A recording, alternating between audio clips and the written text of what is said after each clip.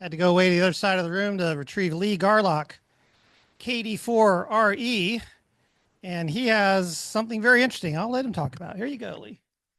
Okay, so I was thinking about what to bring, and I decided to bring the two oldest pieces of radio equipment that I have. They both are over 100 years old. So the first one is an Army Signal Corps, and you can read here, it's a type VA1 barometer. And this is from World War I. And basically, this was hooked up to your galenium crystal and your antenna wire, and that was your receiver. So basically, it's two coils inside, and then you change the resonance of the coils by moving the one coil inside the other, basically a barometer. And that's basically how radios worked in 1918.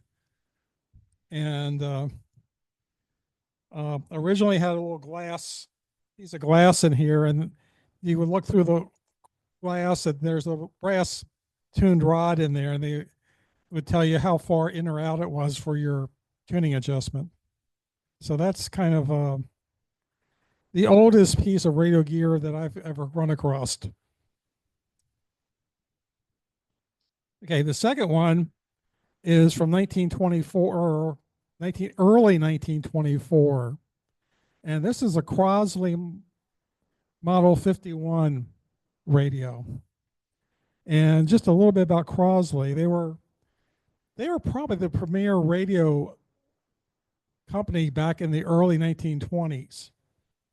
And Crosley owned a radio station.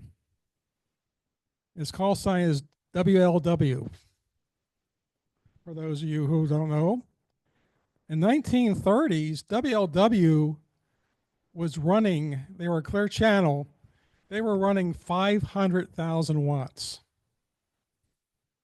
broadcasting to the Arctic, to expeditions. And up until the 1970s, Part 73 of the FCC rules when broadcasting, okay, they left this whole question open: should these unduplicated, clear channel radio stations, class 1 stations, 1As, be allowed to run 500,000 watts? And that was on the docket for the FCC for almost 50 years before they finally got around and decided, nah. But, and you can go on the YouTube and see things about WLW.